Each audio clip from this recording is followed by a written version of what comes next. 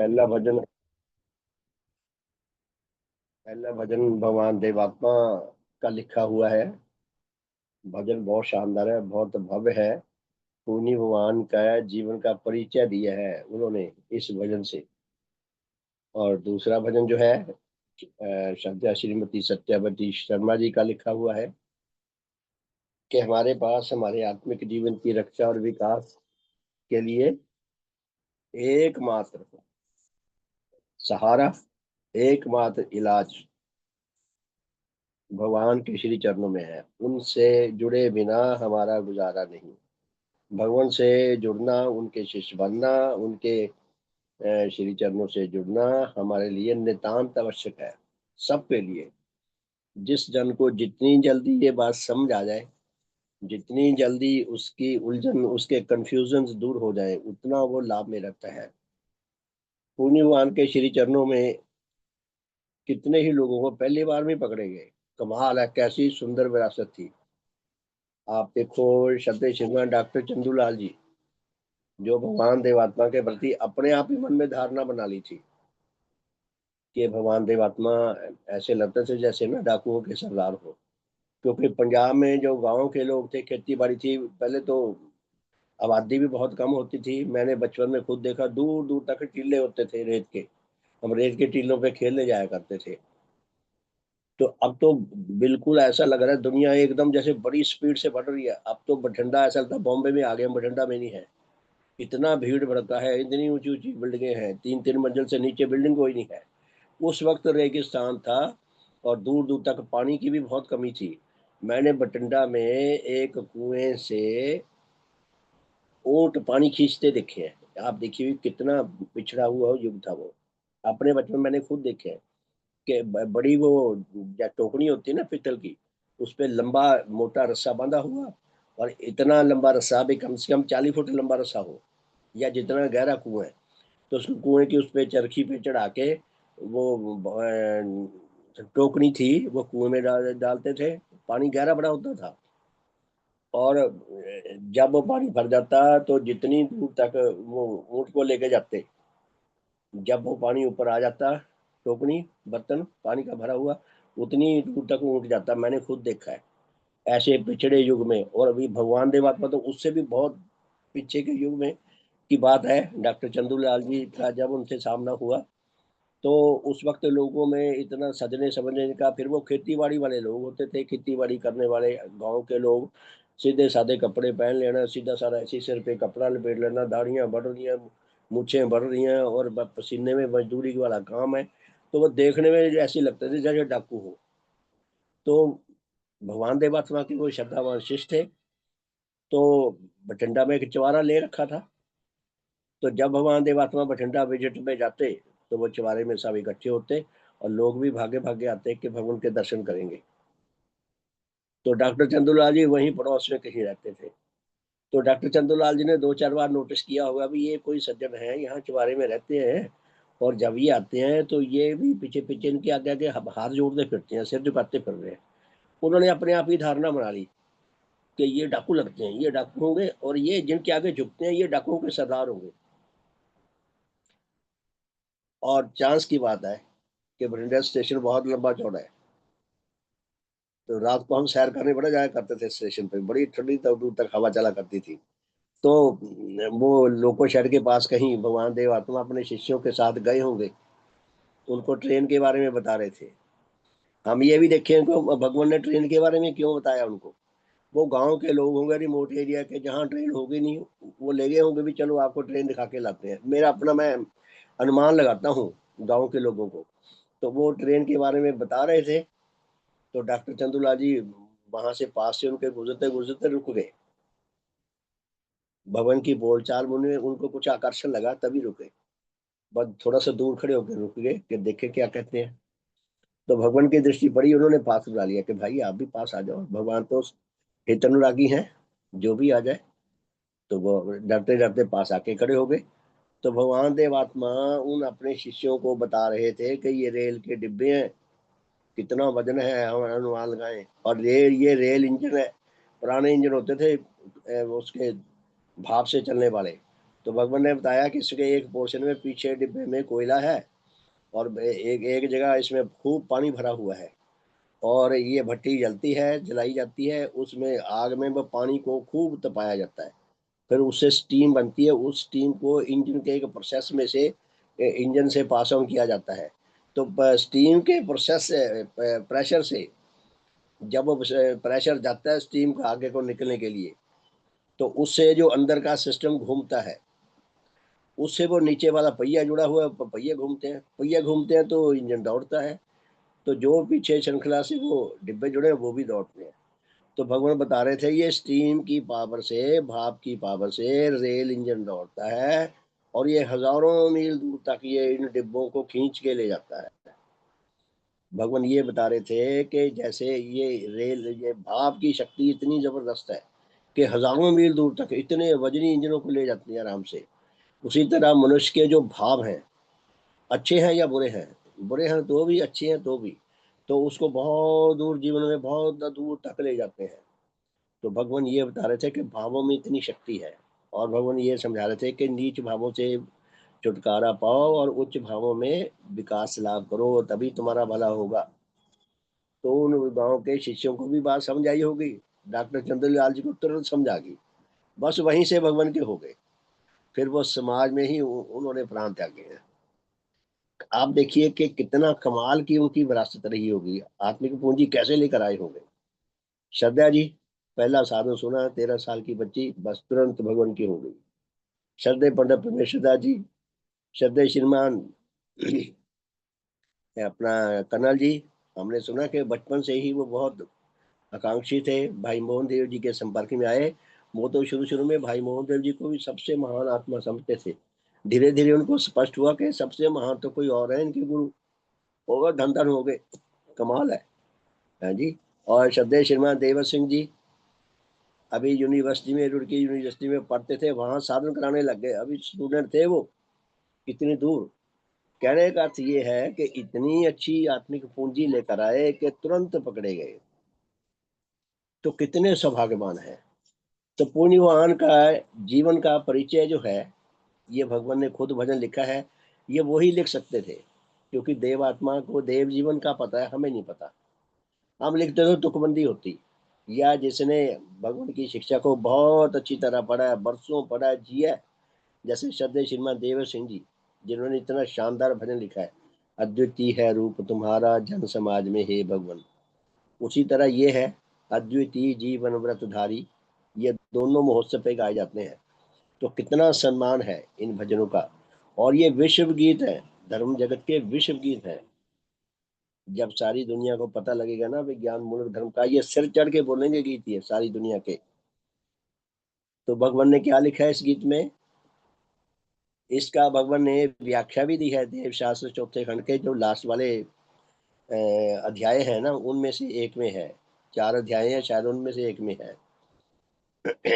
तो भगवान क्या लिखते हैं अपने देव जीवन के बारे में, लिखना तो हमें चाहिए, लेकिन हमारे अंदर इतनी योग्यता कहाँ है। भगवान ने हमारे लिए मेडिस ही बना कर रख दिया हमारे आगे। देखिए कि अपने अपने बच्चों को भगवान चाहते हैं कि इनको सरलता से कोई बात समझ आ सके, तो बड़ी कृपा की है। तो क्या भजन है ये, भगवान लिखते हैं अपने देवरूप के बारे में, जैसे मानो दो देवात्मा है, एक उपास्य है, एक उपासक है। उपासक जो है वो उपास्य देवात्मा के बारे में अपने भावों को व्यक्त कर रहा है। क्या कहते हैं भगवान, अद्वितीय है रूप तुम्हारा, ना सॉरी, अद्वितीय जीवन व्रत धारी, अद्वितीय महिमा है तुम्हारी। हम चिंतन किया करें, मैं तो चाहूंगा भी होमवर्क किया करें एक पद के ऊपर, जैसे भी हमारा अनुभव है, जैसे भी उसका लिखा करें, धीरे धीरे हम लेखक बन जाएंगे। तो भगवान ने जो जीवन व्रत धारण किया है वो असाधारण है, एक्स्ट्राऑर्डिनरी है। सारी मानवता में कोई नहीं जो इस जीवन व्रत को धारण कर सके। धारण तो कर लेंगे, प्रतिज्ञाबद्ध तो हो जाएंगे, लेकिन सफल कर सके, सफल केवल देवात्मा कर सकते हैं। तो भगवान देवात्मा ने जो जीवन व्रत धारण किया है वो अद्वितीय है, यूनिक है, सारी मानवता को धीरे धीरे समझ आ सकता है अगर बरसों टक्करें मारी जाए उनसे, तब जाके उनको धीरे धीरे शब्दों में समझ आने लगेगा। तो भगवान क्या लिखते हैं? अद्वितीय जीवन व्रतधारी, अद्वितीय महिमा है तुम्हारी। भगवान देवात्मा का देव जीवन अद्वितीय है। भगवान ने जो जीवन व्रत धारण किया है वो जीवन व्रत अद्वितीय है। ऐसा जीवन व्रत, ऐसी प्रतिज्ञा सारी मानवता मिलकर कल्पना भी नहीं कर सकती। अगर 100 ही मनुष्य मिल जाएं कि चलो हम सोचें देखें सबसे बेस्ट प्रतिज्ञा क्या हो सकती है, सबसे बेस्ट व्रत क्या हो सकता है जो हमें धारण करना चाहिए, तो अटाकाश मटाकाश ही करते रह जाएंगे। तो भगवान ने जो जीवन व्रत धारण किया है उसके 3 पक्ष हैं, हम कई बार सुन चुके हैं। और एक एक पक्ष इतना जटिल है, इतना कठिन है, देवात्मा के अतिरिक्त और किसी के लिए इस व्रत को अपने जीवन में सफल करना, सार्थक करना आसान नहीं, मुश्किल भी नहीं, असंभव है, इम्पॉसिबल है। इस व्रत को भगवान देवात्मा ही पूर्ण कर सकते हैं। ऐसा पूर्ण भगवान ने व्रत धारण किया है और भगवान की महिमा भी अद्वितीय है। पिछले साल मैं सोच रहा था कि भगवान के बारे में कम से कम 100 में वो लिखूंगा, भगवान के विशेषताओं के बारे में। तो 50 विशेषताओं को तो मैं फेसबुक में डाल डाल चुका हूँ पिछले साल। उसके बाद मैंने सोचा कहीं पढ़ने वाले बेचारे बोर ना हो जाए, भी इसके पास और कुछ कहने को है नहीं, तो मैंने छोड़ दिया, फिर छूट ही गया विषय मेरे से।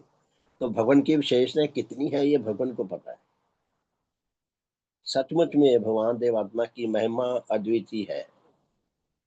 जितनी महिमा इनकी समझी जाए, जितनी गाई जाए, जितनी खोजी जाए उतनी ही कम है। हमारे कम आएगी समझ, हमारे पास इतनी समझ नहीं है, हमारे पास इतनी योग्यता नहीं है जब भगवान की महिमा को समझ सकें। अद्वितीय है ये। अभी हमारे लिए मार्ग इतना खुला है कि जितना मर्जी काम कर लें, मार्ग खुला रहना चाहिए। रिटायर होने का क्या अर्थ होता है?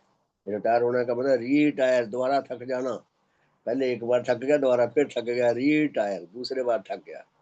तो रिटायर नहीं, नेचर में रिटायरमेंट का कोई कंसेप्ट नहीं, ये मनुष्यों ने बनाया है। तो पुण्य भगवान रिटायर नहीं हुए, हमारा सूर्य रिटायर नहीं हुआ। जिस दिन रिटायर हुआ ना, तो दुनिया दुनिया रिटायर हो जाएगी, धरती पे रिटायरमेंट आ जाएगी। तो भगवान ने ऐसी शिक्षा दी है, ऐसा हमारे लिए मार्ग प्रशस्त कर दिया कि हम जितना आगे बढ़ सकते हैं बढ़े। जितना मार्ग हमें प्रशस्त मिलेगा, खुला मिलेगा, उतना आगे बढ़ने की प्रेरणा मिलेगी। जब काम खत्म हो जाए तो इंसान फिर निराश हो जाता है। तो निराशा हमारे लिए निराश होने का कोई कारण नहीं है, क्योंकि हमारे पास इतना मार्ग है तय करने के लिए कि जितना तय करते जाएंगे उतना और प्रशस्त होता जाएगा। तो भगवान ने हमें कितना बड़ा सौभाग्य बख्शा है कि हम रिटायर नहीं हो सकते। भगवान के मिशन में रिटायरमेंट नहीं है, हमारी परमानेंट जॉब है ये। तो बहुत सुंदर, बहुत बहुत धन्यवाद। तो दूसरा भजन हमने श्रीमती सत्यवती शर्मा जी के लिखा हुआ सुना। इसका आज 9वां पद है, अंतिम पद। देव गुरु दिग जाना होगा। नेचर ने सारी मानवता के लिए धर्मवान बनने का आदेश जो दिया है, अनरिटन आदेश है नेचर का, लेकिन बहुत शाश्वत है, बहुत अटल है। जो इस आदेश का की अवहेलना करेगा उसे बहुत हानि उठानी पड़ेगी, अपने आत्मिक जीवन का महाविनाश उसे झेलना पड़ेगा। तो भगवान के देव रूप के साथ जुड़ना और निरंतर जुड़े रहना, सदा सदा के लिए, हमारे पास हमारे जीवन में आगे बढ़ने का एकमात्र सच्चा, स्थायी और वंडरफुल, अद्वितीय समाधान भगवान के साथ जुड़ना ही है। तो इसके अंतिम पद में क्या कहा है? ऐ दिल गुरु को भूल न जाना। अपने आप को संबोधन किया है, हम भी अपने आप को संबोधन किया करें। देखें अपने ध्यान से भी कोई और है देवात्मा से सरीखा, कोई नहीं है। इसीलिए फिर देवात्मा के साथ जुड़े रहना हमारे लिए हमारी विवशता भी है, मजबूरी भी है, और हमारी सुरक्षा भी है, गारंटी है भगवान की ओर से। ए दिल गुरु को भूल न जाना, बिन गुरु करुणा नहीं ठिकाना। अपने आप को संबोधन करें, अपने आप को स्मरण करवाया करें रोज कई कई बार, कि भगवान को भूल ना जाऊं, भगवान को मैं सदा स्मरण रखूं, उनकी अद्वितीयता को, उनकी महानता को सदा स्मरण रखूं। भगवान की अनिवार्यता हमारे लिए कितनी महत्वपूर्ण है, उसको सदा स्मरण रखूं। ए दिल गुरु को भूल ना जाना, बिन गुरु करुणा नहीं ठिकाना। भगवान की करुणा के बिना हमारा और कोई ठिकाना नहीं। धर्म की दृष्टि से एक ग्रंथ में मैंने पढ़ा था, करुणा को और कृपा को डिफाइन किया था अलग अलग। कि कृपा होती है कैजुअल, कोई सड़क पे जा रहा है, मोटरसाइकिल पे, साइकिल पे या कार पे, कोई कहीं टक्कर लग जाती है, चोट लग जाती है, लोग भाग के जाते हैं उसकी हेल्प करने के लिए। तो ये है कृपा, कि जो आसपास से जिन्होंने देखा वो भाग के गए। ये कैजुअल है, जैसे कैजुअलिटी का डिपार्टमेंट है ना हॉस्पिटल में, ये कैजुअल है, आकस्मिक। और करुणा जो है ये ऐसी कृपा है, ऐसी दया है जो कंटिन्यूअसली मिलती रहती है। भगवान देवात्मा कृपा भी करते हैं हमारे ऊपर और करुणा भी करते हैं। उनकी निरंतर निरंतर उनकी करुणा हम पर बरस रही है। उनको पता है कि ये मेरे से दूर हुए तो ये मारे मारे जाएंगे, इसीलिए निरंतर वो अपने प्रभाव हमारे तक पहुंचा रहे हैं। ए दिल गुरु को भूल न जाना, कि हम याद रखें कि भगवान की करुणा निरंतर हमारे तक आ रही है, चाहे वो डायरेक्ट भेजे, चाहे किसी और सहायकारी शक्ति के थ्रू भेजे। बिन गुरु करुणा नहीं ठिकाना। भगवान की कृपा हम लेना छोड़ दें, मर जाएंगे। हम खाना पीना छोड़ दें, भूखे रहेंगे, मर जाएंगे। पानी पीना छोड़ दें, मर जाएंगे। श्वास लेना छोड़ दें तो ये 2 मिनट भी नहीं जी सकते, मर जाएंगे। जीवित रहना है, स्वस्थ रहना है, तो जो हमारे हमारे लिए स्थायी संबंधी है, अनिवार्य है हमारे लिए, उनके साथ जुड़कर रहना पड़ेगा। तो क्या कहा है इसमें, ए दिल गुरु को भूल न जाना, बिन करुणा करुणा बिन नहीं ठिकाना। भगवान देवात्मा की करुणा के बिना हमारा कहीं ठिकाना नहीं। धर्म की दृष्टि से भगवान देवात्मा हमारे स्थायी, अटल और अद्वितीय आश्रयदाता है, असाधारण आश्रयदाता है। तो उनके साथ जुड़े कैसे रहेंगे? तीसरी लाइन में वो रहस्य खोल दिया, बिन करुणा, बिन गुरु करुणा नहीं ठिकाना। गुरु संग प्रेम बढ़ाना होगा। भगवान देवात्मा के साथ अनुराग सूत्र के द्वारा जुड़ने का प्रयास करते रहना पड़ेगा। भगवान के साथ हम अनुराग सूत्र से जुड़ने का प्रयास करें। देव गुरु दिग जाना होगा। जीवन लाभ की आस से भरकर, श्रद्धा और विश्वास से भरकर।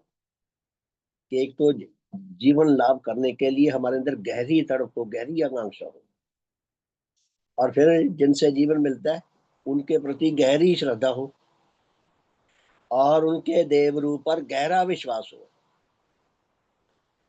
कि भगवान ने जितनी शिक्षा दी है, कमाल की बात है। ये सारी शिक्षा नेचर की कोख से प्रस्फुटित हुई है। भगवान ने ये शिक्षा बनाई नहीं है, भगवान ने ये शिक्षा जानी है और लिपिबद्ध किया है, और ये शिक्षा विकसित हुई है।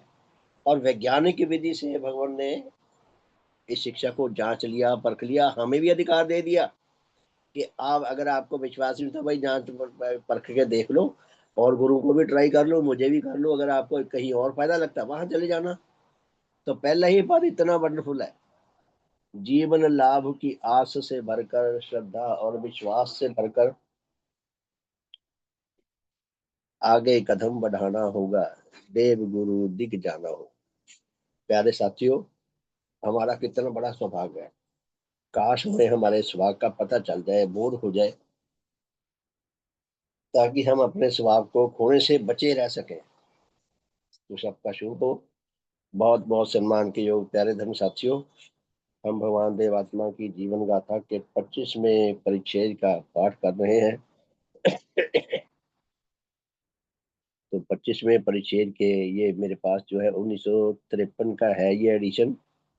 तो इसका 161 पेज है।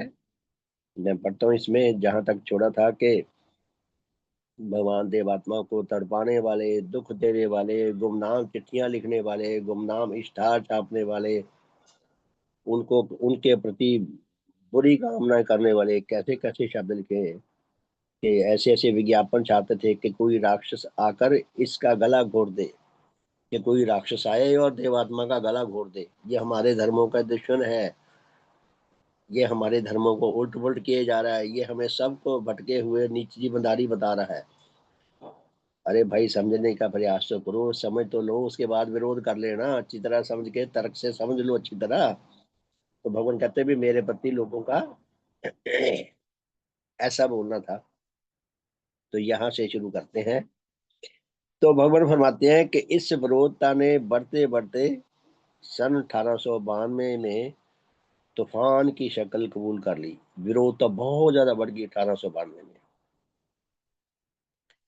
इस साल 5वें वार्षिकोत्सव पर कई जनों ने यह कहकर कि उन्हें ईश्वर ने मेरे मिशन में काम करने की प्रेरणा की है, अपने आप को भेंट करने की आकांक्षा प्रकाशित की।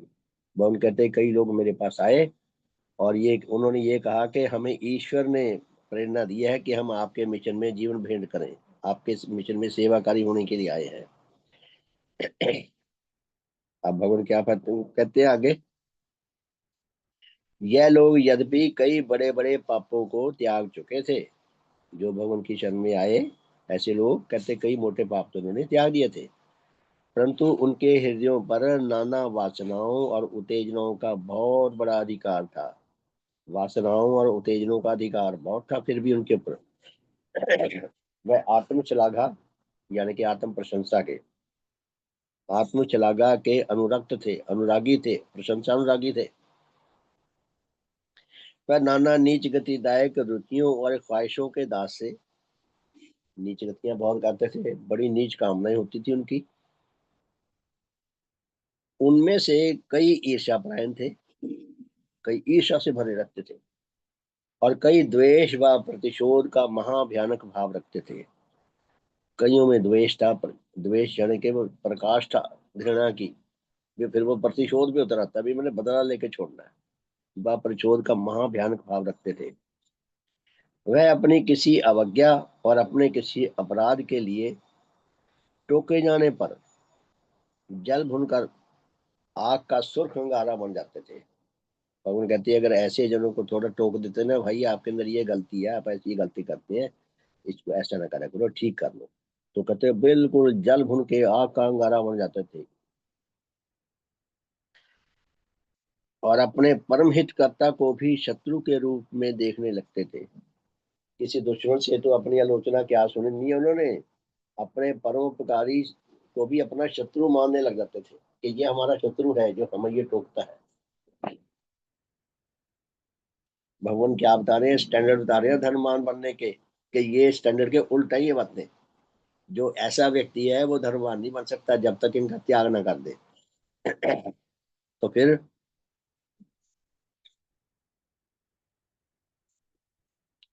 और अपने परमहितकर्ता को भी शत्रु रूप में देखने लगते थे। अब भगवान अपनी थोड़ी सी विवशता भी बताते हैं।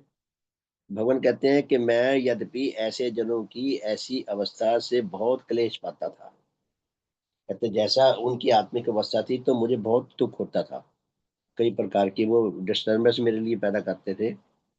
परंतु मैं यह देखकर कि इधर मेरा देश मुझे उनसे कुछ बेहतर जन नहीं दे सकता, उधर वह मेरे पास ईश्वर की ओर से अपना तकर्रुफी का परवाना लेकर आते हैं। ये उर्दू के शब्द में तकर्रुफी का परवाना यानी कि सिफारशी चिट्ठी लेकर आए हैं एक तरह की। एक भगवान कहते हैं कि एक तो मैं उनके बारे में ज्यादा नहीं जानता था, दूसरा फिर वो ये कहते हैं हमें ईश्वर ने भेजा आपके पास। इसलिए एक और उनकी असल अवस्था का अनुभव न रखकर और दूसरी ओर उन्हें ईश्वर की ओर से प्रेरित समझकर मैं कम से कम आजमाइश के तौर पर उन्हें ग्रहण करने के लिए विवश होता हूँ। भगवान कहते भी ये दो दो समस्या, एक तो मैं ज्यादा उनके जीवन के बारे में जानता नहीं, दूसरा वो ईश्वर की सिफारशी चिट्ठी बता रहे हैं, इसलिए मैं ट्राई के तौर पे, आजमाइश ये उर्दू का शब्द है, यानी कि ट्राई के लिए भी चलो ट्राई कर लें, शायद ये हमारे काम के हो, आजमाइश के तौर पर उन्हें स्वीकार करने के लिए विवश हूँ। थोड़े दिनों में ही उनमें से कई अपने असल रूप में जाहिर होना शुरू होते हैं। हम कहते थोड़े दिनों में ही वो नया बर्तन लाओ ना, आजकल तो दूसरे रहने, पहले पीतल के आते थे या कलई करा लेते थे, वो कुछ दिन तो कलई रहती थी, फिर धीरे धीरे उसमें पीलापन झांकना शुरू हो जाता था। तो भगवान यही फरमा रहे हैं कि थोड़े दिनों में ही उनमें से कईयों का असल रंग रूप जाहिर होने लगता था, यानी कि जो उनका बुरा नीच स्वभाव था वो थोड़े दिनों में पता लगने लग जाता था। यानी कि सब नशा उतर जाता है ना जब, तो इंसान का असल रूप सामने आता है। उनमें से किसी किसी को कुछ हफ्तों में और कईयों को कितने ही महीनों के बाद उनकी नीच करतूतों और अयोग्यता के कारण निकालना पड़ा। भगवान कहते हैं जो ईश्वर का परवाना लेकर मेरे पास आए थे, उनमें से कईयों को तो कुछ हफ्तों के बाद ही निकालना पड़ा, कईयों को कई महीने के बाद निकालना पड़ा, भी जाओ भाई हमारे समाज के लायक नहीं है आप। यानी कि वो बेचारे इस लायक नहीं थे कि भगवान के श्री चरणों में आकर अपने भले के लिए कुछ योग्यता दिखा सकते। और कुछ को कई साल तक संग्राम करने के अनंतर यद्यपि किसी और काम में लग गए, परंतु समाज से बागी नहीं हुए। कुछ ऐसे जो कई साल लगे रहे, जिस काम के लिए बुलाया था वो काम तो उनसे होता नहीं था, फिर धीरे धीरे छोटे मोटे काम देने लग गए उनको, वो चलते रहे जैसे जैसे घिस पिट के। समाज से विरोधी तो नहीं बने, लेकिन उन्होंने कोई बहुत बड़ी अपनी योग्यता नहीं दिखाई। लेकिन जो बागी बने, जो समाज के भगवान के विरोधी बने,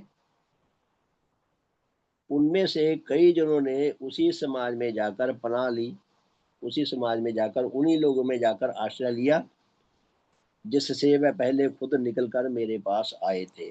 भवन कहते जहां से वो भागकर मेरे पास आए थे उन्हीं लोगों में वापस जा मिले। इन बागियों में से, यानी कि इन विरोधियों में से कुछ जो वाहवा के बहुत ज्यादा भूखे थे, यानी कि जो प्रशंसा के बहुत भूखे थे, अथवा कृतघ्नता का बहुत प्रबल भाव रखते थे, थैंकलेस थे जो बहुत ज्यादा, वह स्वभावतः मेरे विरोधियों के साथ जा मिले। वो स्वभाव से ही मेरे साथ मिलने की अवस्था में नहीं थे, इसलिए विरोधियों में जा मिले। उनको चैन वही आया, और उनकी साजिश में शामिल होकर जहां तक संभव था मुझे और मेरे मिशन को हर एक मिथ्या कलंक और अन्य बुरे उपायों के द्वारा आघात और हानि पहुंचाने के लिए खड़े हो गए, कि वो विरोधी में जा मिले और मेरे मिशन को और मुझे हानि पहुंचाने का प्रयास करते रहे। इन कृतघ्नों की सहायता पाकर मेरे हजारों विरोधियों के दिल उत्साह से भर गए। अब कोई कृतघ्न मिलेगा जाके तो दुश्मन तो विरोधी तो बड़ा खुश होगा, भी वाह भाई वाह, अब ये अंदर की बातें हमें बताएगा, हम और विरोध करेंगे जम के। तो बड़े खुश होते वो, वह उत्साह से भर गए। हर तरफ कोलाहल मच गया। भगवान कहते हैं मेरे विरोध का हर तरफ कोलाहल शोर शराबा मच गया। सब तरफ से मेरे और मेरे व्रत को नष्ट कर देने के लिए बड़े जोश के साथ प्रयास शुरू हुए। भगवान की खूब विरोधता करते रहे और प्रयास करते रहे भगवान को और उनकी समाज को हानि पहुंचाने की। प्यारे साथियों, हम भगवान की जगह अपने आप को रख कर देखें, भगवान क्या बता रहे हैं कि कितने भयानक विरोधों में भगवान ने हमें इतना वंडरफुल हमें धर्म दिया है, ऐसी अद्वितीय शिक्षा दी है। भगवान को मिला क्या? मैं तो सचमुच में धन धन हो जाता हूँ। मुझे ऐसा लगता है कि जैसे ना वनस्पति जगत जितनी कुर्बानी करता है, भगवान ने भी उतनी की है। वनस्पति जगत को क्या मिलता है? दुनिया भर की गंदगी मिलती है खाने के लिए, गंदा पानी, कार्बन डाइऑक्साइड, गंदी गंदी उनकी खाद, और कितना इग्नोरेंस उनके लिए। और कभी दवाई मिल गई पौधों को, कभी ना मिली, कभी पानी मिल गया, कभी ना मिला, कभी गर्मी में झुलस रहे, कभी आंधियों में झुलस रहे, कभी सर्दी में झुलस रहे, कभी भूचाल में झुलस रहे हैं। कि पौधों के साथ जैसे इतना इतना यूं समझिए कि पौधों के साथ ऊपर कितनी ज्यादती होती है, फिर भी वो कितना शानदार फल देते हैं। परम पूज्य भगवान देव आत्मा ने सचमुच वैसा फल दिया। तो भगवान क्या फरमाते हैं कि हर तरफ कोलाहल मच गया, सब तरफ से मेरे और मेरे व्रत को नष्ट कर देने के लिए बड़े जोश के साथ प्रयत्न शुरू हुए। चारों ओर से महा दुखदाई तूफान उठने लगे। इधर मैं पहले से ही अजाबों से रोगी बन चुका था। भगवान को जितने कष्ट मिलते थे, जितनी इंसल्ट मिलती थी, जितनी घृणा मिलती थी, तो शरीर अच्छे भले का रोगी हो जाता है। भगवान की तो संवेदनाएं बड़ी बहुत ही नाजुक रही थी। तो भगवान उनके कष्टों को सहते सहते रोगी भी हो गए। उधर इन रहम दिलों ने मुझ रोगी को भी ज़िबह करके खा जाने की ठानी। ज़िबह का मतलब होता है कत्ल कर देना, मार डालना।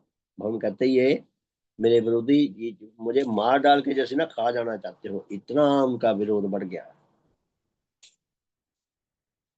इस समय मेरी क्या हालत थी उसका कुछ पता उस लेख से मिलता है कि जो मैंने एक बाहर के स्टेशन से उसी साल विलाप के हेडिंग से लिखा था। भगवान ने बाहर से किसी स्टेशन पे जाकर जब बहुत परेशान थे, बहुत दुखी थे, जब उनके दिल की तड़प सुनने वाला कोई मनुष्य न था, तो भगवान ने वो तारों से बात की है, तारों को अपना दुख सुनाया है। तो कहते उन्होंने जो लेख लिखा था विलाप, विलाप का मतलब है रोना पीटना। भगवान बेचारे रो पीट ही रहे थे, अपने दुखों से त्रस्त होकर तड़पना। कहते विलाप के हेडिंग से लेख लिखा। मेरा यह विलाप धर्म जीवन में छपा था, उसका एक बड़ा भाग यहाँ उद्धृत किया गया है। तो भगवान ने क्या लिखा था उस विलाप में? कहते आह, मेरी हालत कैसी दर्दनाक है। हाय, मेरी जिंदगी किस कदर रहम और तरस के काबिल है। प्यारे साथियों, भगवान के ये शब्द हमें समझ नहीं आ सकते जब तक भगवान जिस क्राइसिस में से निकल रहे थे हम ना निकले, हमें समझ नहीं आएगा क्या कह रहे हैं भगवान। भगवान ठंडी आंखें भर रहे हैं। आह, मेरी हालत कैसी दर्दनाक है। हाय, मेरी जिंदगी किस कदर रहम और तरस के काबिल है। जिस भगवान को चाहिए तो सारी दुनिया उनको प्यार करती, उनकी पूजा करती, उन पे श्रद्धा रखती, उनको इतना तड़पाया है। भगवान कहते हैं मेरी जिंदगी किस कदर रहम और तरस के लायक है। परंतु इस दुनिया में क्या कोई ऐसा जन है कि जो मेरे दिल का गम गुसार और मेरी बेकसी और तकलीफों के समय मेरा हमदर्द प्रमाणित हो। भगवान सारी मानवता से, हमसे, मेरे से, आपसे प्रश्न करते हैं कि क्या इस दुनिया में कोई ऐसा व्यक्ति है जो मेरे दिल का गम गुसार हो, गम गुसार, मेरे दुखों की में मुझे धैर्य देने वाला हो। मेरी बेकसी, मेरी तड़प है, मेरी बेकसी तथा तकलीफों के समय मेरा हमदर्द प्रमाणित हो, मेरे साथ सच्ची जीवन सहानुभूति रखता हो। बज़ाहिर कोई नहीं, हम कहते कोई दिखाई नहीं देता,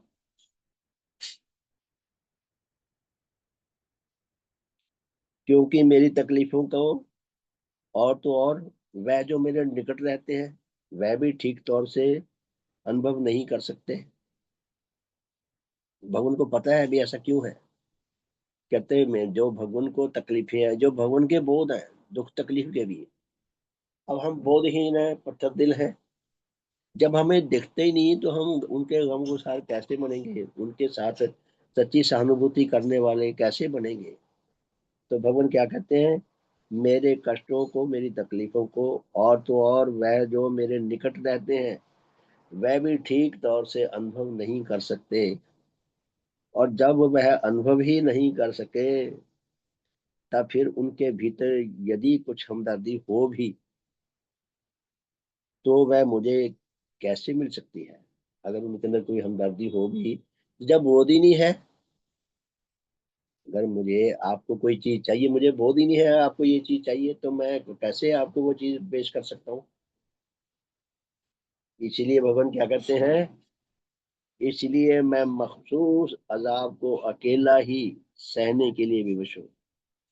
भगवान कहते हैं मेरा जो कष्ट है ये अद्वितीय है, मखसूस है, विशेष विशेष है। जो सारी मानवता को ऐसा दुख नहीं मिला जो मुझे मिल रहा है। कहते मैं इस मखसूस अजाब को अकेला ही सहने के लिए विवश हूँ।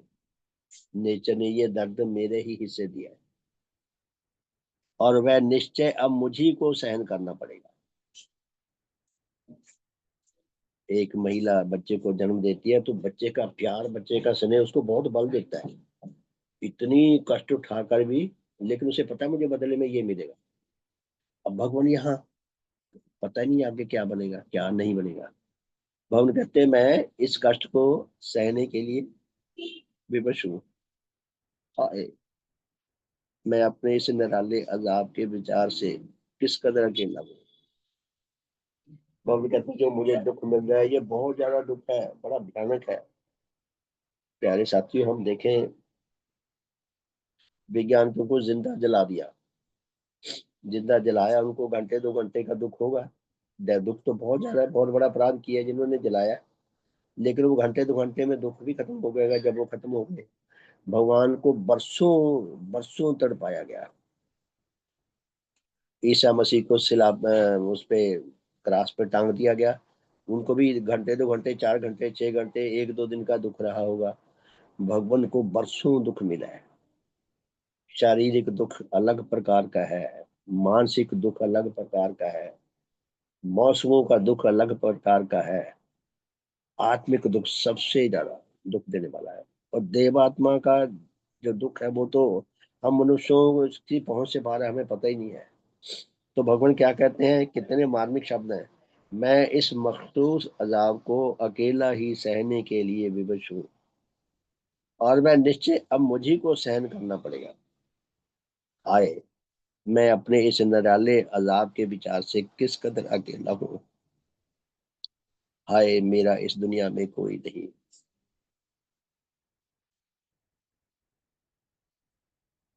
आगे देखिए भगवान क्या लिखते हैं, बड़ी मार्मिक शब्द है ये। सारे दिन की मेहनत के अनंतर एक पापी से पापी मजदूर भी रात को आराम से सोता है। एक मजदूर पापी से पापी जो सारा दिन ईंट होता है, मिट्टी होता है, गर्मी में सर्दी में कितनी मेहनत करता है, सारा दिन संग्राम करके रात को खा पी के मजे से सोता है। भगवान क्या करते हैं, दृष्टांत देते हैं उसका, कि एक ऐसे व्यक्ति को जो मजदूर है, लोअर लेवल का है, नीच जीवनधारी है, उसको इतना सुख है रात को मिला सोने के लिए। और देवात्मा को कितना होना चाहिए उसकी तुलना में, अगर देखा जाए तो। भगवान कहते हैं सारे दिन की मेहनत के अनंतर एक पापी से पापी मजदूर भी रात को आराम से सोता है और प्रातः को फिर काम के योग्य बन जाता है। सो के आराम से रेस्ट करके अगले दिन फिर काम करने के योग्य बन जाता है। परंतु मुझे अनेक बार रात को भी वह आराम प्राप्त नहीं। भगवान कहते हैं मुझे रात को भी ये आराम प्राप्त नहीं होता।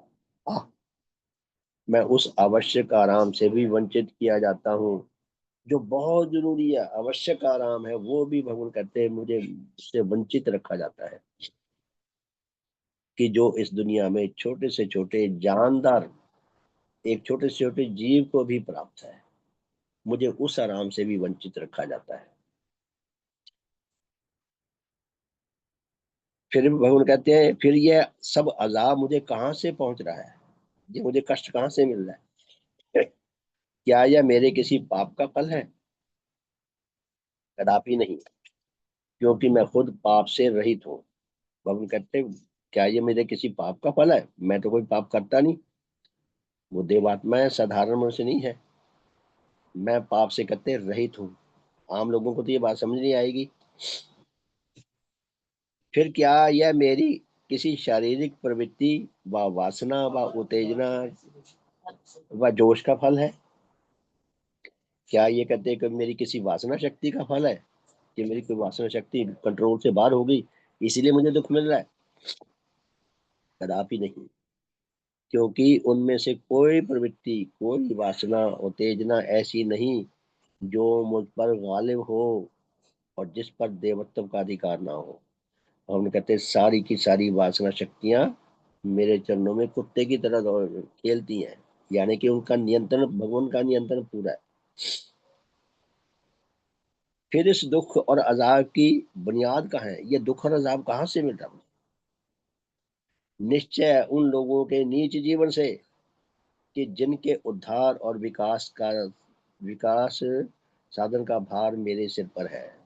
तो हम कहते हैं ये दुख मुझे वहां से मिल रहा है जिनकी आत्मिक रक्षा और विकास की जिम्मेदारी नेचर ने मुझे दी है, और जो अपने नीच जीवन के तरफदार होने के कारण मुझे जानबूझकर व अनजाने में भांत भांत का अजाब, भांत भांत का दुख देने में प्रसन्नता लाभ करते हैं। कहते हैं वो मुझे ऐसा दुख दे रहे हैं जैसे ना उनको खुशी मिलती है मुझे दुख देने में, इसीलिए दुख दे रहे हैं।